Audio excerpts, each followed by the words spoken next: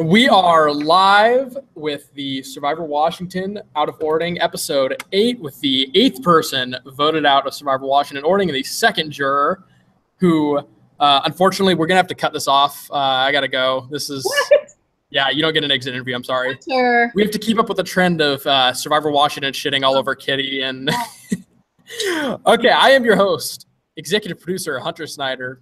And with me is Kitty, the 8th person voted out of Survivor Washington and the second juror. Kitty, how are you doing? I am really good tonight, actually. It was finally a sunny day in Portland. It's been raining a lot.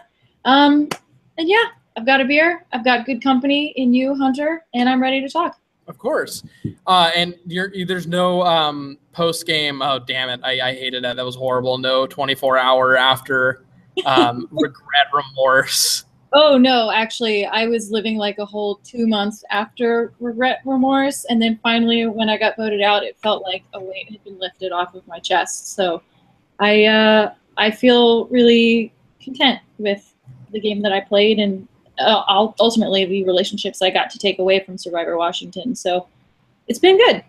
And so I want to touch on that tonight. Not right now, but I want to get to that eventually because we're at a part in the game where early on, you see a lot of people come out of the game with regrets and they come out with remorse, and there's a lot of intense emotions about the game. But we're at the point now where pretty much everybody has such an involvement and connection to the game that there's a lot of post-game stuff that goes on that people don't see, and it really shows us that despite this being a 3-day game, there's a lot of emotions that come out of it. But we're going to start back in the era where everybody thought that this was just going to be a stupid weekend game with flip cup challenges. Oh, and that's the dream.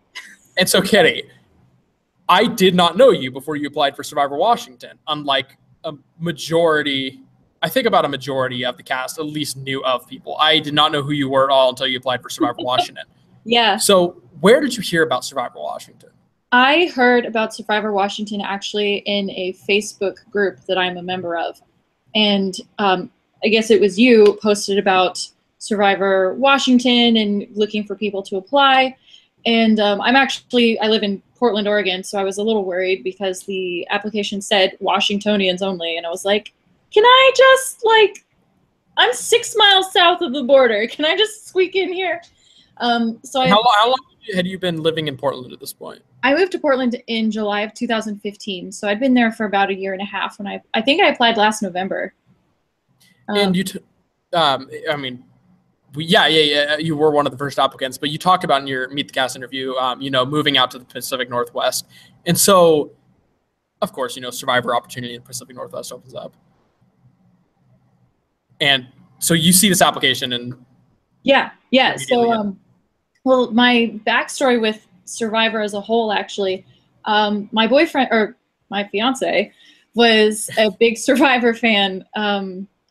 I know he watched Cagayan and he was watching a little before and a little after, but I never watched Survivor. He got me into The Amazing Race, actually. And then when I moved to Portland and started my job, I found out my boss is a huge Survivor fan, and he's been betting on the Survivor season since day one. Like Vegas betting? No, office pool. Everybody, you watch the first episode, you put in $10, you pick who you think's going to win, and then all the money gets locked up, and if you guessed correctly, then you win the money. The non-addictive, life-threatening gambling. Exactly. No Vegas odds here. But so he introduced me to Survivor. My first season was actually Second Chances, and I picked Kelly Wentworth to win. I got super close. Another Washington native. I know. Who was gonna be, I don't think I've talked about this yet, who was gonna be out there for our season. She was gonna be on location. That would have been a dream come true because she was like my original Survivor idol, and I would have shit my pants if I got to meet her. That's really embarrassing. But anyway, yes. So my boss is a big Survivor fan. I get involved watching the show, and I go gung-ho into it. And then I never really thought about applying to be on the real show because I don't have a lot of time off from work. Right. Then I saw Survivor. 3 days is far different. Yeah, 3 days is perfect. So I saw the application for Survivor Washington, and I thought it would be really fun. And I always wanted to try the actual game because I thought I'd be good at the challenges and I thought I'd be good socially, but I wanted to put that together and see where it took me. So I was really, really excited when I finally got an email from the producer. The executive producer. Well, the executive producer saying, "Oh, Kitty, you've made it into the final round of casting." And I like messaged you because I knew you were part of the Facebook group. All 40 applicants. Oh my God, Hunter, the producer picked me to be on casting or on the cast. And you were like, "Yeah, I know." One of like 3 women that had applied. So go Portland. Real difficult decision to pick there. No, but I actually remember reading your application. I was like, I really like this. It's a good one because there was a time where kind of touched on this before. I don't think we've gone super in depth with this. The first wave of applicants, or the first wave of people that were accepted, were early acceptances. People that I was like, I really want to get them on the show.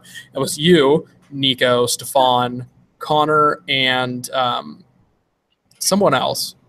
Mm-hmm. But I think it might have been Emma. So yes, a solid casting pick that was immediately taken up, and you were on the cast. You were selected, and you were to go through how many months? 7 months of just waiting and preparing. We had a few meetings here and there, but what was going on through your mind in those 7 months? You finally have this chance to play what you've wanted to play. Of course, to a scaled down version. No, I was mostly just excited and thrilled and just trying to make it work logistically because I ended up having to take a train to Sumner, and then you were no Greyhound bus train station. Yeah, no, I didn't take a Greyhound bus. I took the train and then I took the light rail and then I was in Sumner and you picked me up. And I was actually seriously considering bringing my bicycle with me and like biking to the train station and then taking the train with my bike and then biking from the train station to your house. But I really didn't want to be the person who showed up to Survivor Washington on her bicycle because then people would have been like, "Who's this bitch? She's got to go." She's crazy. I think number one, biking from the trains. Actually, biking from the train station. It was only like 10 miles or something. I don't think it was even that. It was shorter than that. But I think biking up the hills would have sucked. Yeah. That would be the only problem. Once you actually drove to your house, I was like, oh, this was the right call. Yeah. So you get there and, we do your meet the cast interview and stuff. We're just getting things acquainted. That was also the time period. I remember, I think I had to, within 5 minutes of picking you up, I was like, hey, nice to meet you. I need to go run to the store, look for a cable for these cameras. Yes, we went to the Fred Meyer in Sumner, which coincidentally, my architecture firm works on Fred Meyer grocery stores. So I was like, oh, I know this store. And I know I texted you actually a couple months later because we got the renovation to the Bonnie Lake store, which is where Survivor Washington was filmed. So I was like, oh my God, hey, I'm driving past Wilkinson right now. This is actually a place, not just my tribe. I still didn't understand why you drove through Wilkinson and Carbonado. No, I just drove past a sign that said Wilkinson. Look that way. There's a freeway that gets you to that Fred Meyer in 20 seconds. Well, it's because I was going to Enumclaw eventually. I was passing by. Fair enough. Yeah. Enumclaw, alternate name of this season. Of season 2. Oh my God, for real? Oh, I would have died. And what a badass name. I love that name so much. Let's keep that in mind for the future. Okay, so let's jump into unless you had anything pregame you wanted to talk about besides the day of. No, well, no, I didn't. What I wanted to do was go into this game and play Survivor with complete strangers. So treat it like the real game because I felt like this was my only opportunity to actually play Survivor. So pregame, a month before I came out to play, I picked my wardrobe, which Kaya actually made fun of me for because the buttons on my pants were all broken, and so I had to safety pin them together.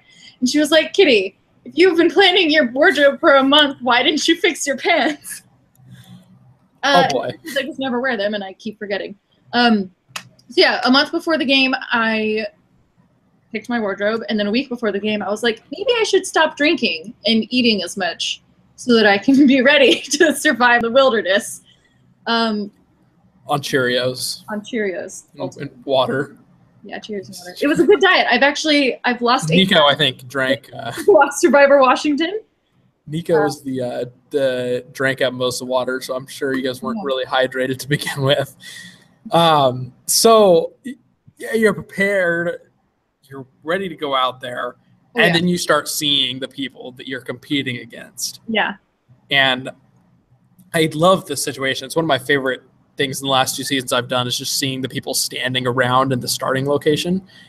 What's going through your mind during that period? Oh my gosh. Okay. I was standing near Connor and Sean and Stefan, and I remember standing across from Emma and Erica and Sheree.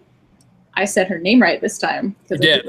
Wrong a lot. I don't think anybody got it right. No, but I was just picking up on like who people are talking to. Like I noticed Erica and Sheree were talking about bug spray and about like kids or whatever.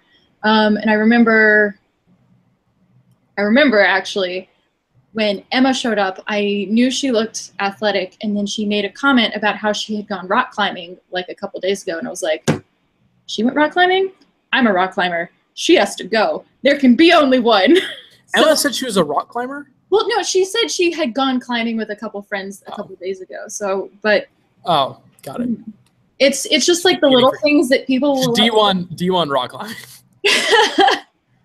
But yeah, so I got like from jump, I felt very competitive with Emma just from that comment that she made, and I was like, I'm the rock climber. No one else can be the rock climber. And then I remember Satu. So your grandfather was coming through, and we were doing all of the waivers, and he was showing us what stinging nettles look like. Oh, because I know I'm originally from Virginia, and I remember Sean saying he's from Virginia too, and we don't have stinging nettles over there. We've got poison ivy. So by the way, that was hysteria created over those. No, I don't know if you got stung by him out there. He was so afraid he was going to pee on a stinging nettle. Okay, so Satu and I were looking at the stinging nettle, and Grandpa Nettle's holding it, and Satu's like, can I hold it? And your grandfather's like, what? No. And Satu's like, yeah, give me the thing. And I'm looking at Satu like he's insane, and he holds it and he starts like waving it in people's faces, and I'm like, what? We're here. I was just like, it's a social game stuff. Was like every time you open your mouth or even move your body, people are judging you, and it's like picking up who you want to connect with and who you don't from little body movements. And I was like, I hope this guy's not on my tribe. And then he ended up being on my tribe, and Satu ended up being a really, really funny guy. So yeah, and so everybody loved Satu that first day from Wilkeson. So how did he immediately turn that on? I remember him being quite quiet around camp, actually. Yeah. Well, Lindsay did most of, like, Lindsay built a connection with Satu early on Wilkeson, and I was building connections with Corey and Stefan. So yeah. Oh, and Sheree. Really, all my allies got voted out, and I was alone. Unfortunately. Very unfortunately. I found it interesting that whole first day is just you and Lindsay amassing your groups, and then it's just one's got to go. Well, yeah, you got 2 alpha males or alpha females together, and like we worked together fine for a whole day and a half. And finally, once the merge hit, we were both like, I can't take this girl all of the way to the end. So, what is your first initial thought? You talked about Satu. What about the rest of your tribe members? The other 6 tribe mates? Yeah, okay. Do you think you guys are going to be strong? I remember you had a quote the very first episode. You said, well, we're going to win all the challenges. Because we were. That was my first little bit of foreshadowing. Well, I also came into this game feeling extra confident in myself, because as I was, like, it was Wednesday, and I was taking the train up to Washington on Thursday, and so I was wrapping up work, and I was saying, like, bye, coworkers, I'm going to go play Survivor Washington. And my boss said to me, Kitty, it's all about confidence. If you believe that you can win this game, then you will win this game. And like my mom said the same thing, and friends said the same thing. And I was like, you know what? Yeah, I'm going to walk into Survivor Washington and own this shit. and I am going to win because I know in my heart that I can do it. And so there was no doubt in my mind that we were ever going to lose. And I was like, no, we're going to win every challenge and we're going to be the best tribe ever. And then we were the worst. Well, I just want to attest to the fact that that worked for you. Like you were set up. You had to go. And I think crew, I mean, again, like how it shows how much luck plays into the game, because I think most of the crew was saying you were up there at least right up until you got voted out. But luck, it's all just luck. And so you get into this game and you have this tribe, and it's just unfortunate. 3 tribals in a row. And that's tolling. That takes a toll.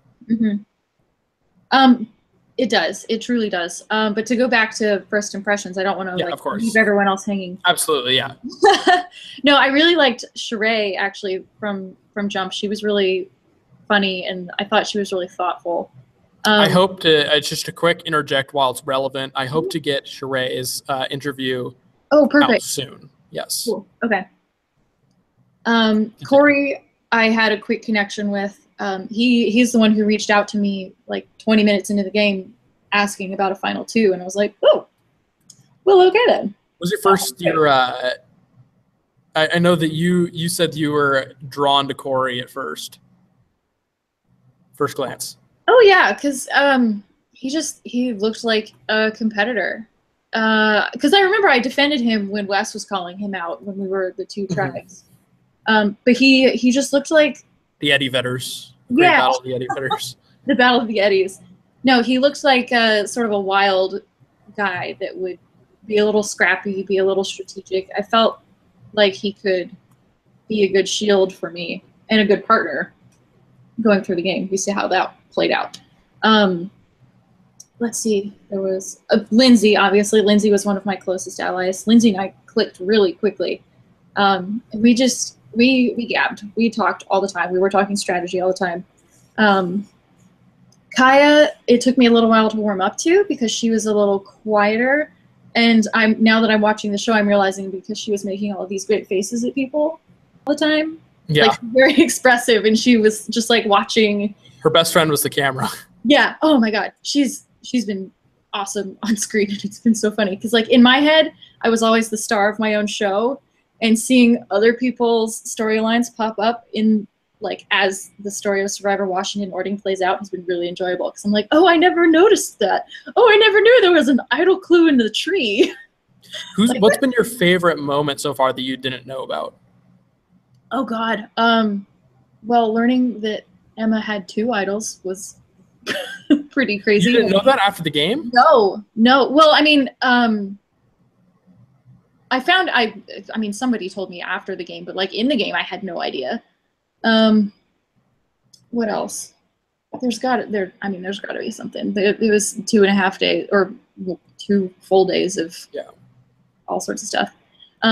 But I'm forgetting Stefan and Nico on my tribe, on my original Wilkerson tribe. And Stefan and I also clicked really soon. And he and I were really good strategic partners, I felt. And I tried to keep him in the game as it blew up in my face the last episode. But I thought I felt he would have been a really good partner for me going forward. And then Nico was so funny. He talked so much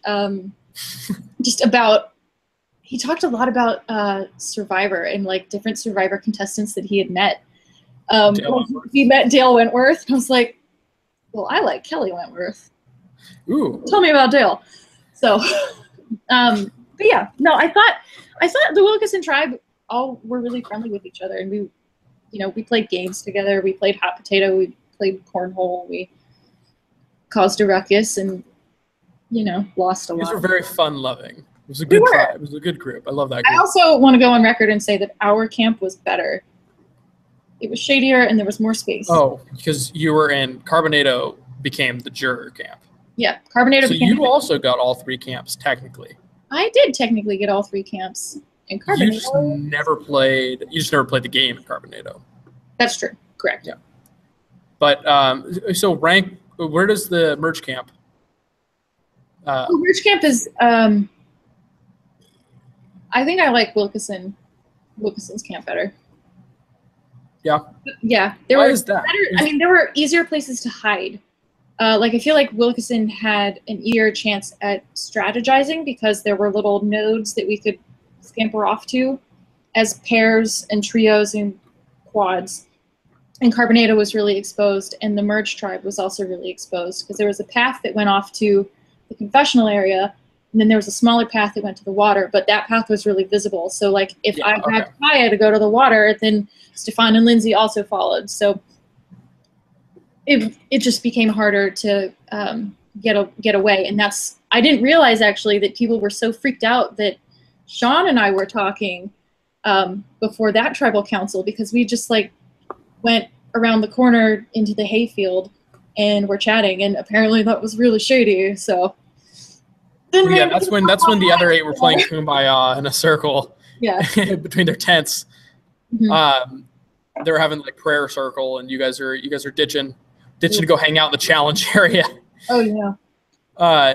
Which I actually was not too big of a fan of, the people going out to the challenge area to strategize, but I actually am not opposed. I think most of last episode was filmed out the challenge area, because like the issue with that, I think even worse to add on to that, is you not only had to go find a place to talk, but you had a big flashlight. And so when somebody saw a flashlight, you know there's a fucking camera near there. Cameraman to go with you and be like, I want these 2 people to walk with me and the cameraman over here so we can obviously talk about the rest of you. Oh boy. And then we'll come back. And then more people. No, yeah.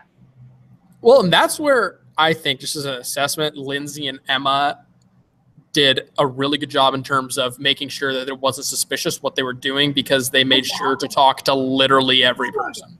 No idea. Went over my head completely. And we'll get to that. So let's continue with this day 1 talk. Wilkeson, boy, I really sounded like my camera self there. Do you have anything else specifically you want to talk about in relation to just the beginning, starting out? No, I think I've covered it. And so, well, I remember actually going, like, before the game had started, I knew I didn't want to set myself up as the leader, because my tent was the one that was at our camp, and I knew how to set it up, but I didn't want to be the person who's like, we're going to set up the tents here and blah, blah, blah. So that wasn't the hard tent, was it? Huh? Oh, that was Sarah had the difficult. Yeah, Sarah was the difficult tent that we just didn't connect the dots. So in my mind, I'm like, oh, I'm doing a really good job of being diplomatic and being like, oh, guys, where do we want to set up camp? We want to do it here or here. And then when the show airs, Lindsay has a confession of like, Kitty's taking charge. I'm like, ah, shit. So close. There's that. And you made very good connections, though, overall that first day. What would you say? Would you say that the edit, like, for example, this is what I was trying to portray, that that Stefan was your number 1. Mm-hmm. Would you agree with? Or is that how it went? Like, who are your top 3? No, who are your top 3? That first day, before the swap, Stefan was my number 1. Lindsay and Corey were up there as well. Well, I mean, Stefan was. I think it was tied between Lindsay and Stefan, but we weren't a trio. It was me and Lindsay, and then me and Stefan, and then me and Corey. So when Corey and Lindsay were fighting, I was like, the spokes of my wheel are being torn apart, and you can't be a wheel with 2 lines. You need 3. So choosing then to take out Corey, what were all the factors that went into that? Well, Corey didn't help his case by voting for Lindsay in a previous tribal council, so he was an easy target because he had, gone after Lindsay, who was a closer ally of mine than Corey was. And I remember those conversations because it was between Satu and Corey. And it was always, like, I always saw it as Lindsay and Satu and me and Corey. And it was this little battle of, like, who's going to keep their number 2? And I ended up losing Corey. And in the tribal previously, I felt like it was between Kaya and Sheree. And I felt closer to Sheree at that time, and Lindsay felt closer to Kaya. So I lost Sheree, and then I lost Corey, which is why once Stefan's name came up, I was like, no, I'm fighting this. I am no longer going to be in Lindsay's shadow. Like, it's time for me to break out. I need to preserve my alliance, and this is going to work. And then it did. And again, luck. Completely luck. And then what's even worse is that the one time you say, I'm going to take the road and take the easy vote on this one is the time that you're blindsided. Dying inside. I love it. I love the arc so much. It's my favorite. But there are several benefits. I mean, again, it's not personally, I don't think that it was a dumb game move at all to keep Kaya and keep Corey doll, because still you were with Lindsay, did not have any reason to say Kitty's against me. I'm taking Kitty out. She's done. Yeah. Well, I mean, yeah, at that point in the game, it's pre-merge. You don't want to rock the boat too much because people are looking for any excuse to get you out so that they make the merge, so that they make the jury, because that's a big milestone. And so in my mind, I'm like, okay, I do want to work with Lindsay further into this game. I know that long-term she's one of my allies. So what can I do to make, what can I do to encourage this relationship between the two of us? I can cut someone who I'm not as close with. So it's all about building trust and then hopefully cashing in on that trust, which I showed doesn't always work. And I'm trying to think of any specific. Just to briefly go over some small. I want to do like in the head of the contestant during this time. What's in your head when you are mid-air being flipped over Sarah in the second immunity check? Oh my God, I was so. I love Sarah.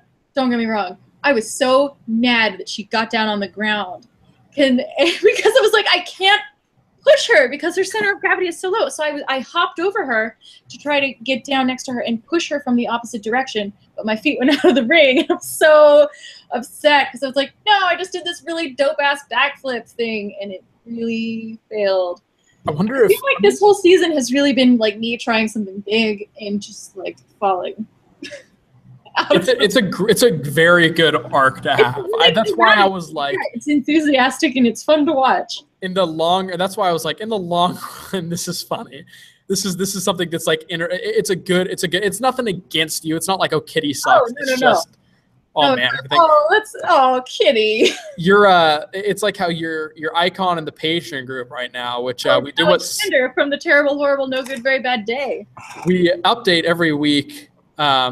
The banner like Sucks does in our Patreon group. If you want to become a patron, Survivor Washington on Patreon, donate your money, get some exclusive content. I became a patron of Survivor Washington before the game even started, so I pay you $10 a month to make the magic happen. You do, yes. Kitty's a supporter. I'm trying to find this video right now. You know what? It's very niche and not funny. I'm gonna skip it. It was a video edit I made earlier of. Kitty and Sarah earlier this year. The what? One with the lasers. Yeah, the one with the Nani video. I feel like the target audience of people that would find that funny and people that watched homemade Survivor videos do not cross. Do we have any viewers right now? We do. I think we have 9 people watching. Wow. Hi guys. I'm Kitty. I lost.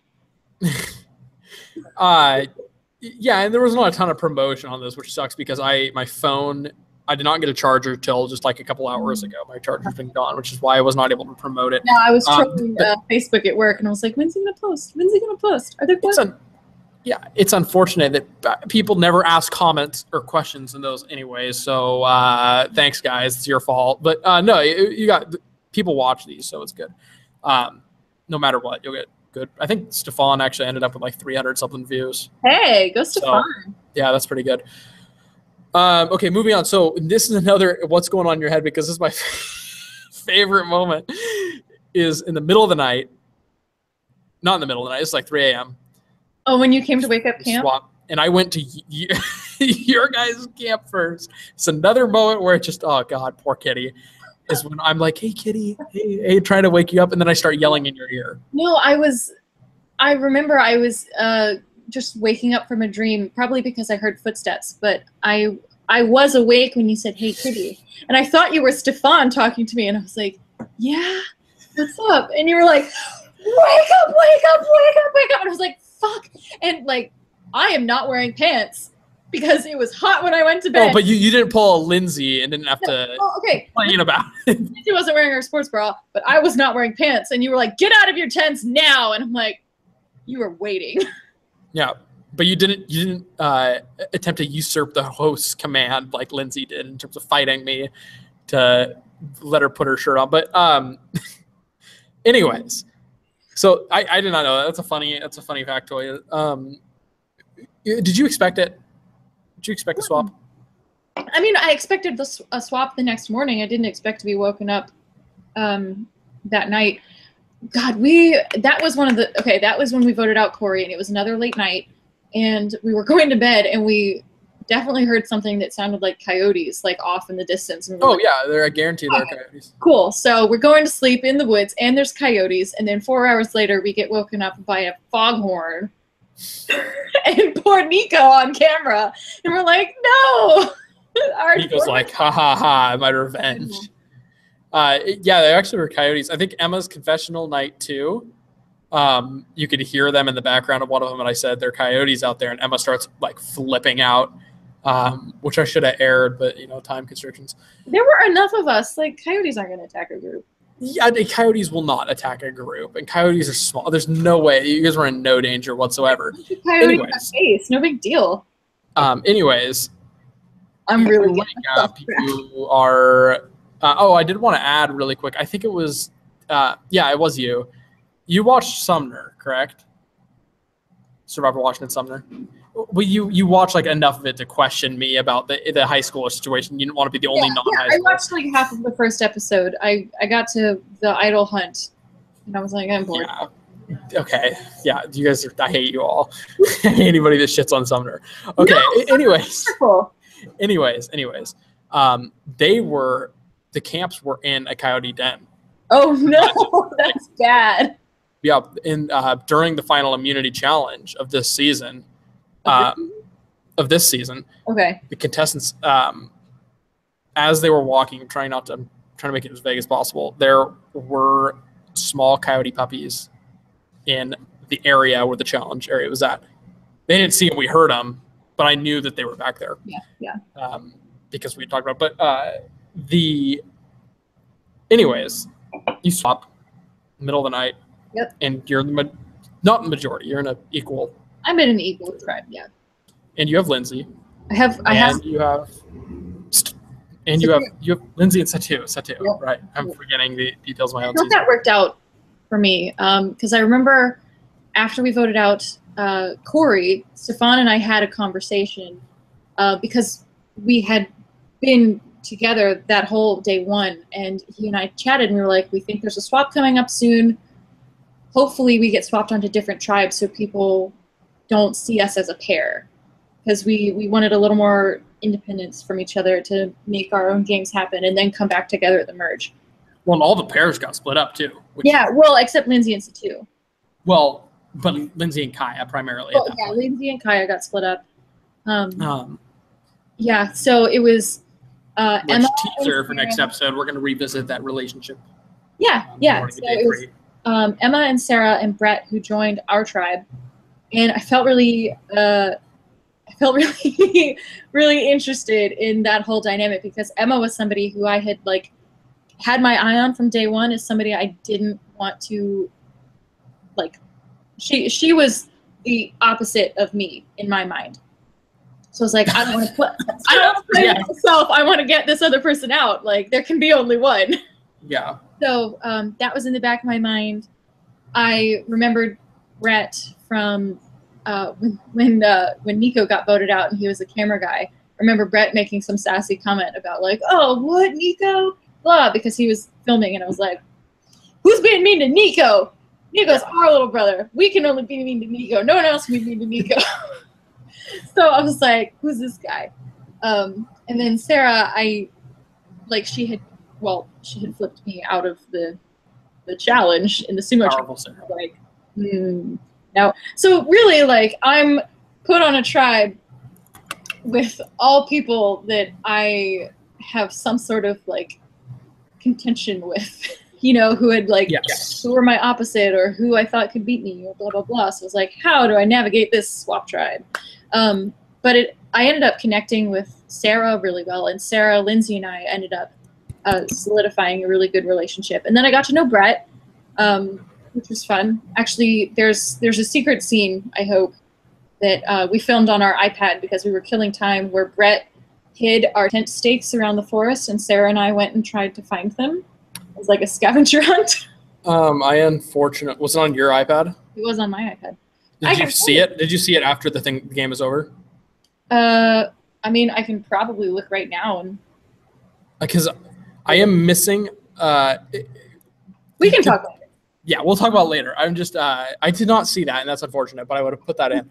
Did you see? Okay, there was a really great clip on the iPad where it's Emma and Brett standing next to each other, and Brett says, Emma and I are both D1 athletes. I did not, because I know exactly what you're talking about. And he says she is a Division I track runner, and I can divide by 1. Yeah.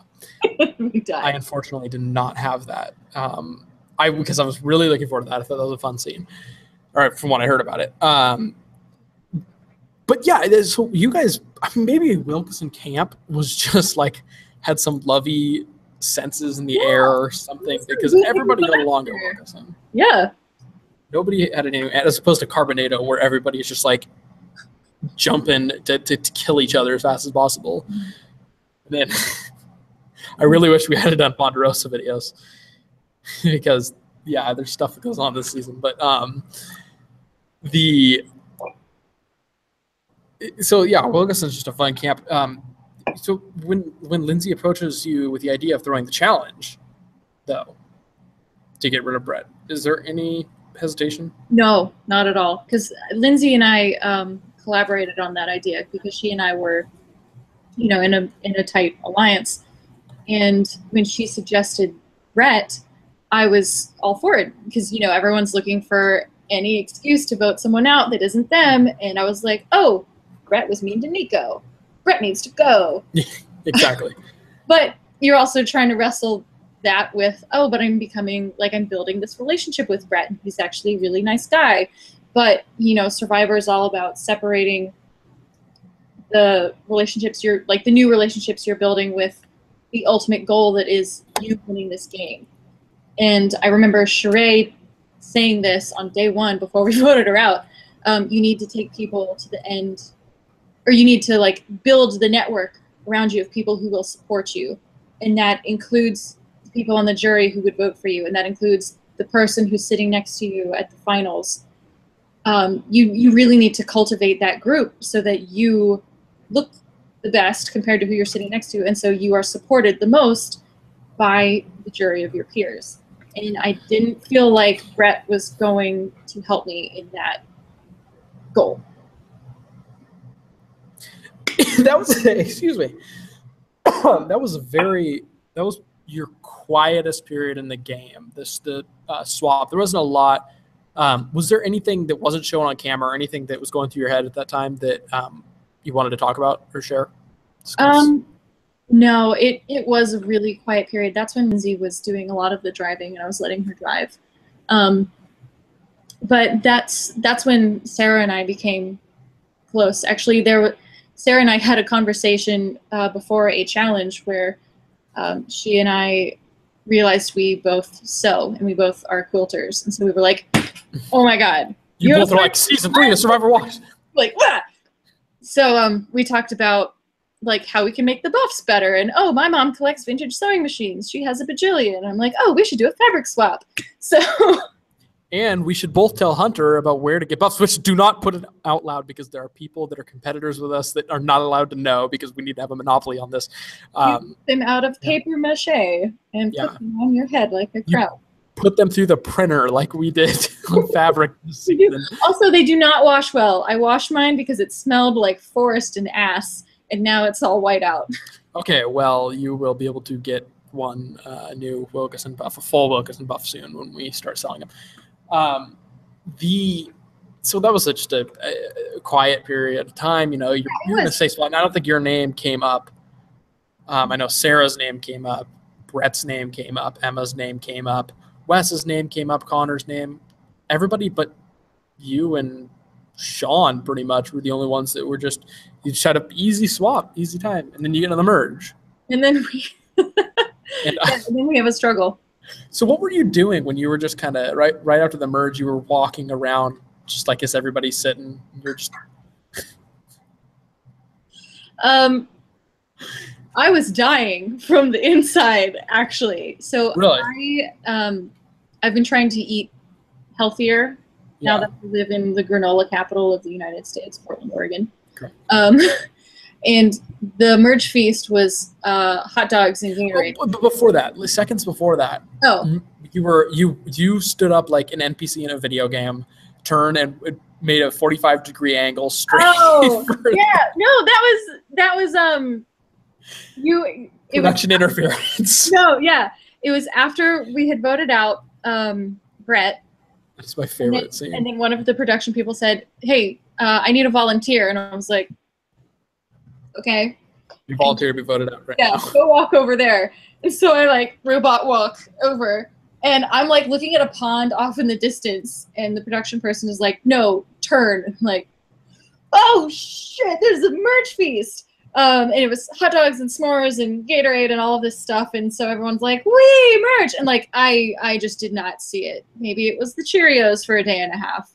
You weren't into it? You weren't having it? No, I ate a hot dog and a half, and that's why I spent the next 2 hours in gastrointestinal distress. Okay. That's why your stomach was all in a mess. That's why my stomach was in knots, because I was not used to eating hot dogs. So actually, I felt really bad when Sean and I were off having our conversation. Like, I know in the back of my mind that we've all made this girls' alliance, and we've solidified this plan to vote out Sean.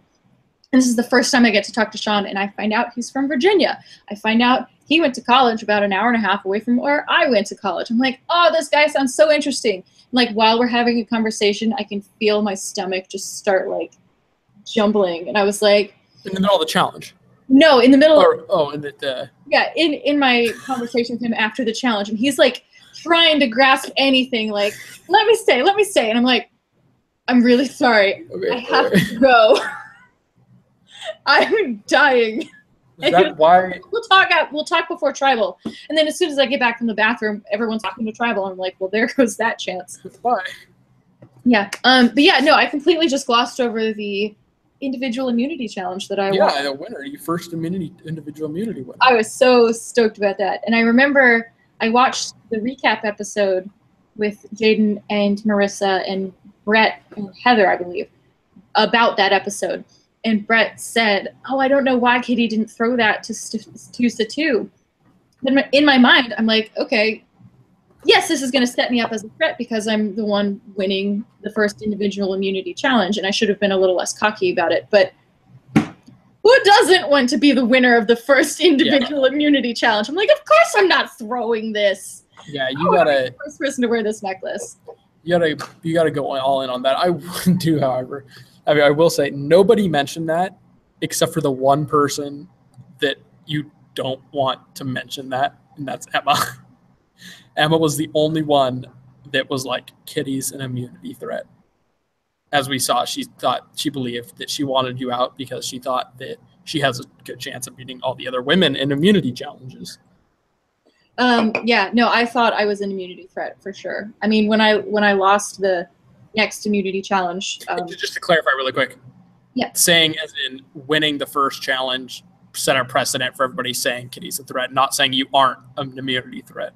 Yeah. Just to clarify. No, as soon as I won that first one, I thought, now I'm going to have to win all of them or I'm in trouble.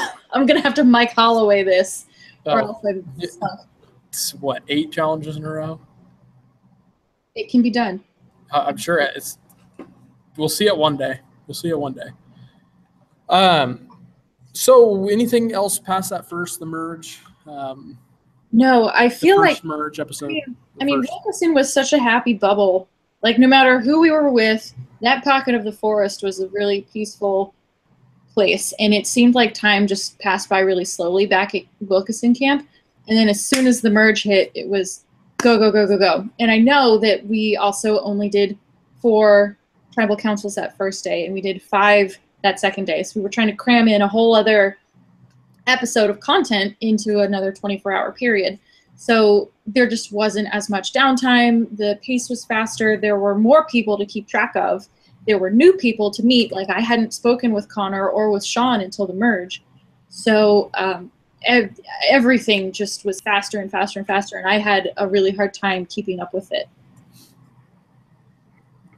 And so at what point did you decide to make your move against Emma? So Lindsay and I talked about the Girls Alliance back on Wilkeson, and I knew that I was going to stick with it to vote out Brett, and I was going to stick with it to vote out Sean. But I had no intentions of staying full Girls Alliance until the end. Like, I had girls that I wanted to align with, but from day one, I had seen Emma as a threat. And so at the soonest opportunity, I wanted to take out Emma. And so once we voted out Sean, I knew that I was aligned with Lindsay, I was aligned with Kaya, and I was aligned with Stefan. And I'm sorry, I'm probably forgetting people, but I've been trying really hard not to relive all these moments for the last 3 months. So recall is a little hard. So it was, I felt close with Lindsay, Sarah, Kaya, and Stefan, and that was 5, and that was a majority. And so I saw that as my opportunity to take out one of my biggest threats. And I remember pulling Kaya aside at the water well and pitching this idea. I pitched it to her first. And I said, Kaya, what do you think about breaking this Girls Alliance? And she was like, oh, I never liked it to begin with. Let's do it. And if was that on camera? No, it wasn't. And that's what I'm so disappointed in, because that was gold. I just remember the look on her face where she was like, I need to canonize that. I need to make sure that's so good. An official statement of the season. I was like, yes, this girl is on the same page as me. And so people were talking about Stefan. People were throwing Connor's name out because it was the Girls Alliance. We got to get rid of the boys. So Stefan's name gets brought up, and I ended up telling him that his name was being brought up, and he was like, oh my God, oh my God, oh my God. Uh-oh. No. So we pulled to the side, and I was like, calm down. I'm working on this. I am actively trying to make this not happen. So I just 45 minutes later. Cool. I know. So I did everything that I could, and I got my numbers, and we were all set to vote out Emma, and Stefan was going to stay, and I was like, yes, finally, I'm not losing one of my allies. Someone else's ally is going to go. And then she pulls out an idol, and I'm like, no. And actually, while we were in line for that tribal council, somebody whispered to me that they thought Emma had an idol, and I'm like, oh, no. And so at that tribal council, it's dark, and it's fiery everywhere, and people are whispering. It's dramatic. It's awesome. Oh, it's so dramatic. And I'm like, okay, so I know, I'm very confident now that the plan that I just worked very hard to put into action is going to blow up in my face. And so I'm like, how do I make this work? And what I really should have done is just stood up and been like, everybody, I was just told that she has an idol. I need to powwow. I should have pulled a Game Changers and been like, all of my people over here. I pulled a Sean. Yeah, I pulled a Sean. That was an idol. Ooh, mic drop. No, but I didn't do that. And hindsight is always 20/20, and everything's a lot more dramatic in my head, where I'm like, oh, I should have just stood up and proclaimed this, and then, burned the whole camp down. But no, I didn't, because it's Survivor. Burning the whole camp down and taking everybody down with me. That's the dream. Total and utter destruction. So yeah. It didn't work out, and kudos to Emma for finding those 2 idols, because I was never successful with it. And that's really impressive that she was able to do that. Yeah, I've got to say, I don't want to spoil the fact that there's another idol re-hidden, and I don't want to say where it's at. I will say that it is significantly easier to find than the merge idol. But when Emma went looking for that merge idol, It was, so the area where the idol's hidden at is about, like, did you look for the merge idol at all? I don't remember. I was probably crying too hard to see. It was a huge area, and I wasn't expecting anybody to find it till late merge. And I mean, it was in a nook that you absolutely could not see unless you were really searching it hard. Emma, I swear to God, and I was the only person that knew about where the idol was at. I swear to God, Emma walks right to the place, bends over, picks it up. 15 seconds at most. She's smart. And I'm like, what the heck? See, she's a really smart, really strategic girl, and that's why I wanted her out, because I knew she was like my direct competition. So at this point in the game, have any of your relationships with other people or your perceptions of other people changed? No. I mean, no, actually. Going into the vote where I went home, I know I was the only person who brought her sleeping bag to tribal council, so that's sort of a giveaway that I had an inkling of what was going on, but I truly had no idea that people had flipped on me, because I thought I was close with Kaya. I thought I was still closest with Lindsay. I felt really close with Sarah. I had started building a relationship with Connor. I knew, or I thought, you know, Situ and Lindsay were still close. And I was starting to build relationships with Erica. Like, after, and like watching the show, I'm realizing, like, oh, I just tried to vote out Erica's main ally. I see why she could lie to me so easily. Because I just didn't read that situation. That's some Godfather level shit, though, with Erica. Yeah. I was watching that, and I'm like, damn, she's like hugging you and like consoling you, and she knows goddamn well she's gonna vote you out. I know. It hurts so bad. And like, I had a feeling that things were going south because, well, like, I remember Sarah was like talking with me like, no, you're fine. Like, everything's fine. We're voting Situ. And people were like, no, we're fine. And during tribal council, I think people were voting. I look over at Kaya, and she's like messing with her eye and looking this way. And I'm like, are we good? Like, are things okay? And she says, yeah, no, we're fine. I've got something in my contact. I'm like, really? She had contacts on out there? I don't know. She had something in her eye. And then I talked to her afterwards, and she was like, yeah, I definitely had something in my eye. And I'm like, whatever. I was completely blindsided. And I didn't know that either. I know. Which I thought you knew it. I thought you, because everybody was so sure. I was like, there's no way she's not going to see this coming. No, I had no idea. Because I thought, like, no, we're all good. We all voted together at the last tribal council. Why won't we vote together again? Like, let's take out Situ, because he was with Lindsay and then he flipped to be with Eric or with Emma, and that's unreliable. So let's take out the unreliable person. And then, like, nobody, like, we've taken away him from Emma and from Lindsay, who I felt were both bigger threats to win the game than I was. So you would cripple two players instead of, like, no player, whatever. You ran out of allies to get voted out. I did. To screw up your game. I ran out of allies. Because everybody's supposed to get, your allies are supposed to get screwed over before you get screwed over. Yeah. And in the kitty game of Survivor. Exactly. Oh, that sounds really bad, Hunter. Thank you. No, I mean. But not on the mistake of, again, the luck-based. Yeah. I have talked to a few people after the game just about how I felt like I didn't do a good job of building relationships with the merge, like everybody involved with the merge. Like, all of my deep relationships that I had fostered throughout the game were all voted out. And because everybody was closer with somebody else than they were with me. So I was other people's number two. And I felt like I was always that person that nobody wanted to take to the end. Because, like, I felt in my heart, like, I can win this. And when you are so positive about something, like, you put some of those vibes out there. So I understand why people didn't want me to go to the end with them, because I recognize I was a threat.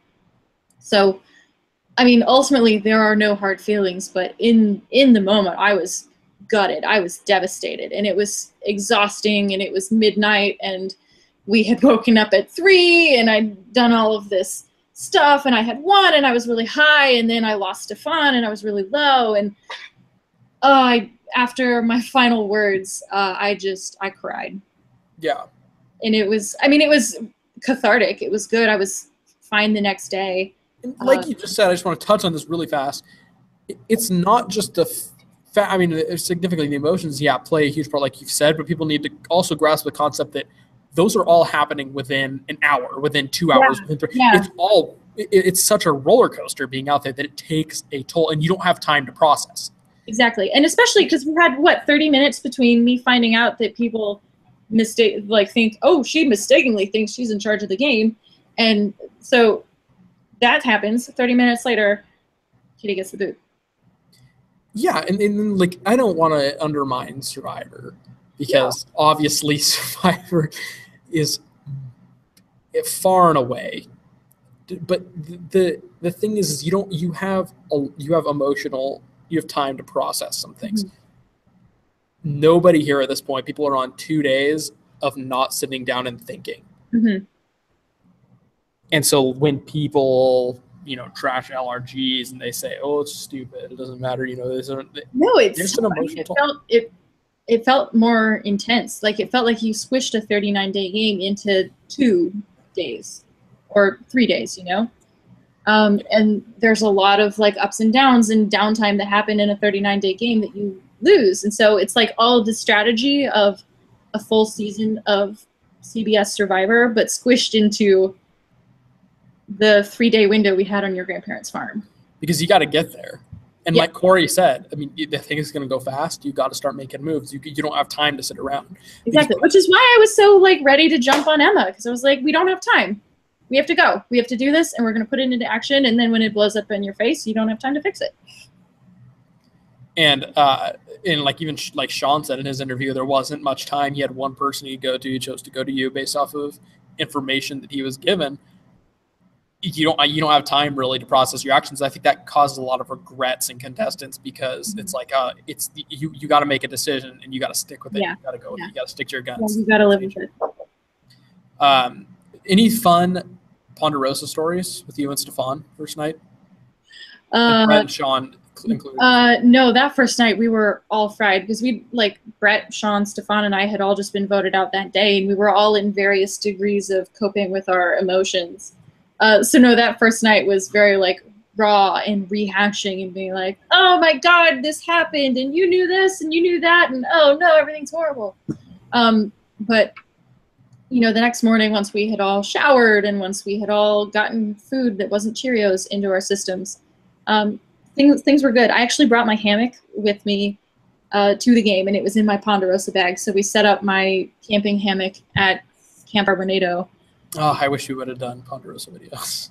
Yeah, it was good. I mean, everybody took turns relaxing there, and like I perched up in a tree, and I got to know, I finally got to know Sean a little bit more, because he and I didn't get a chance to connect in the game. And so he and I talked about, applying to everything from him growing up with 2 brothers to me and like my relationship worries about like, oh, I've been with my partner for 6 years. Why aren't we engaged yet? To, oh, let's talk about making Survivor audition videos, to blah, blah, blah. And like I spent a lot of time with Stefan, and I spent a lot of time with Brett, just talking about all sorts of life stuff. So it was good times that we spent together. That morning was fun. That night before, not fun for anybody. A good change of pace, though, for sure, I bet. Yeah, absolutely. I think things slowed down. And I also brought a lot of snacks with me. So I was like, oh, look at me and all my hippie snacks, like dried plantain chips and fruit roll-ups. So the final day, what do you think? Is it an exciting one? Oh, I think it's thrilling. I'm actually very, very excited to watch the rest of the season, because for every tribal council that I was a jury member on, I was focusing so much on maintaining composure and not showing any emotion at all, that I really wasn't paying attention to anything that people were saying. Really? Really, like, I don't remember. I barely remember who won, like, who walked in with the immunity necklace. I don't remember any of the stuff that they were saying, because I know, like, Tribal Council is so full of double talk, because, like, we're trying to answer the producers' questions without giving too much away to our alliance members and also to our foes. Yes. So it's like, nothing that comes out of anyone's mouth is true, but also it's never true. So I wanted to say this because there's been a lot of bullshit people that have been like, you need to ask more broad questions so that they have more time. No. If you say that, fuck yourself. Like, seriously. Your job as the producer to needle in and get us to open up about something. And the fact that there was reveal our plan, or it's going to reveal or it's going to hide something. So no, I think we've been doing a good job. And I knew in that opening scene, that opening forum that we did, there was like 15 minutes of unused footage of me just asking questions and people like, I'm just out here for fun. It's kind of cool. I don't really know. It's like, Emma, how old are you? I'm not sure. It's like, what you guys, you're hiding like simple bits of information. Yeah. And it's well, I mean, especially on that first day, like nobody wants to give away anything because, like I've mentioned before, the littlest thing will get you voted out. Yeah. And like Satu playing with the Nettles was like, I don't want to align with Satu. Emma saying she had rock climbed once in her life. I don't want to align with Emma. What I love about that is that we're creating a meta game that's different from Survivor in this, in that everything moves so fast that there's an entirely different outcome, entirely different strategies, entirely different things that it's cool. I love it. So yeah, it's awesome. No, it's what you've created, Hunter, has been really special, and I'm glad that I was able to be part of it. I'm glad that you were a part of it. You're a great contribution to the season. I think at this point, you are, of course, you have the most confessionals of anybody that's been voted out so far. Okay. It's just random. I like to bring up confessionals at least once in an interview. So post-game, do you have anything else post-game do you want to discuss? Anything that happened? Anything about watching the episodes? Anything about up until this point?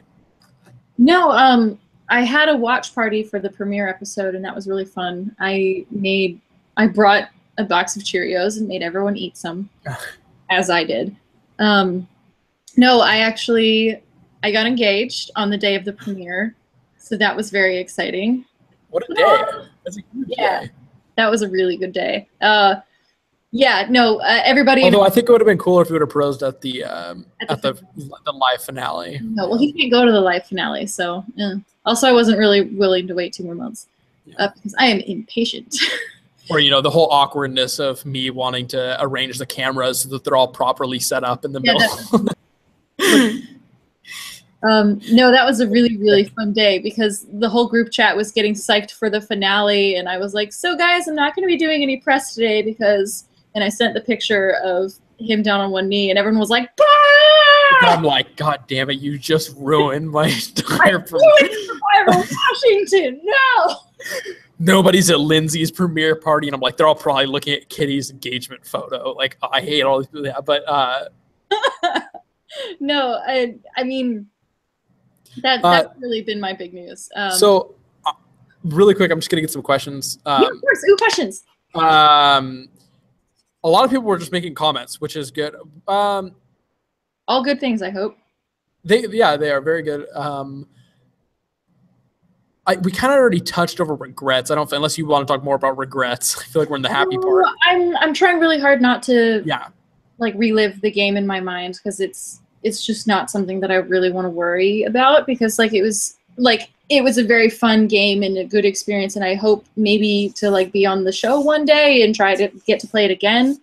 But I don't want to rehash it because that was a thing that I did and it was fun, but now I've got other things going on in my life that I want to focus on, and I don't want to always be thinking, oh, what if I did this? What if I did that? What if I voted this person out? What if I stood up and blew up Emma's spot? No, that's not going to help anybody. It's not going to change the outcome. It's not going to make me feel better.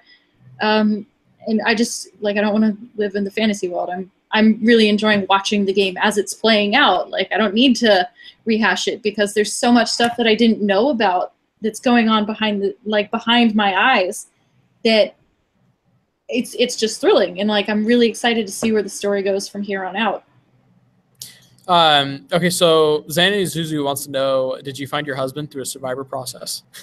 No, actually, I found him by playing Quidditch in college. We're Harry Potter fans.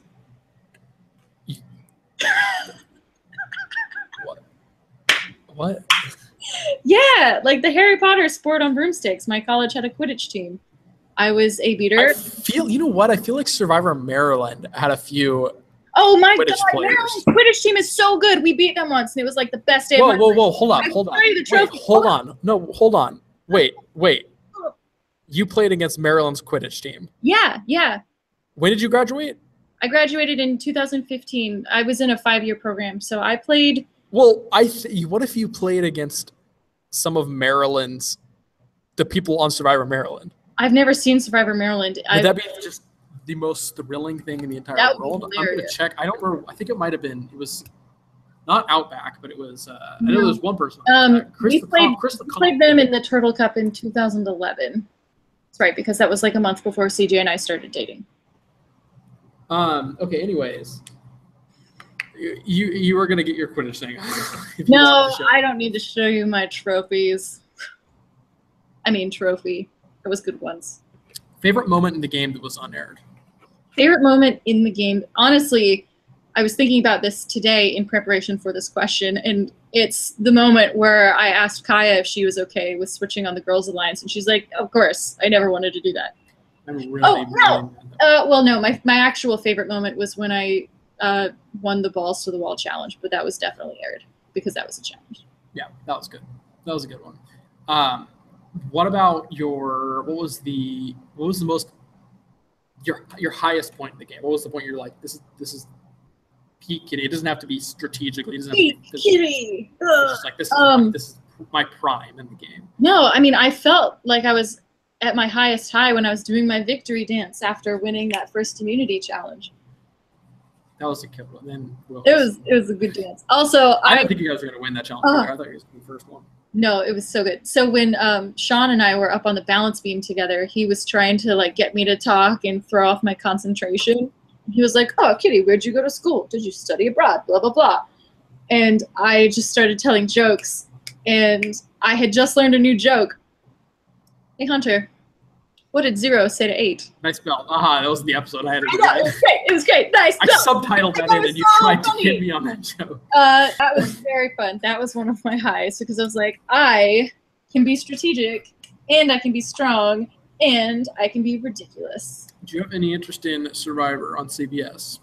Yeah, I think so. I keep waffling back and forth between whether I want to apply or not apply. And while my episodes were airing on Survivor Washington, I was like, no, I don't want to do it. I don't want to play again. But now that I'm voted out and I feel like I finally have closure with Survivor Washington, I'm like, yeah, send me to Fiji. I will go rock that shit. But I'm also worried that I'm going to eat up all my PTO doing Real Survivor, and then I won't have any time for a honeymoon because I can't quite bring CJ Blood versus water. I know, really. If I could get like a blood versus water thing and just have Jeff Probst marry me at Tribal Council, that'd be great. Perfect. What about I just had a question.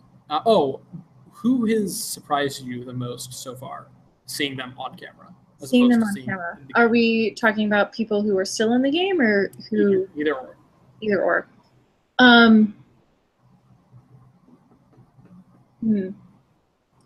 don't know. I've really enjoyed watching Connor on camera because like he's not somebody that I had a relationship with in the game except for like the last 2 hours that I was in the game.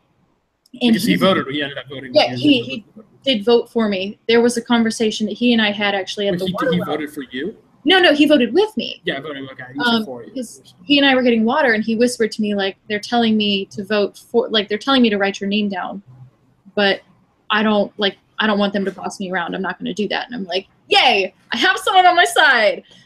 So that felt really good. And watching Connor's analysis of the game has been really interesting because he's really perceptive, and it's not something that like I was aware of. So I've enjoyed watching Connor a lot. School shooter. He's kind of scary. Yeah. But he's fun. Though that's unless I missed. Oh, not many questions. It was mostly just comments. Yeah. I also just love talking, so. Yeah, we covered a lot. We got a lot done. Is there anything else specifically you wanted to bring up and talk about? No. No, I feel like I've covered a lot of it. I liked playing. It was good. Good experience. Yeah, definitely. Glad you did it. You'd encourage others to apply and do the same as a member of the cast.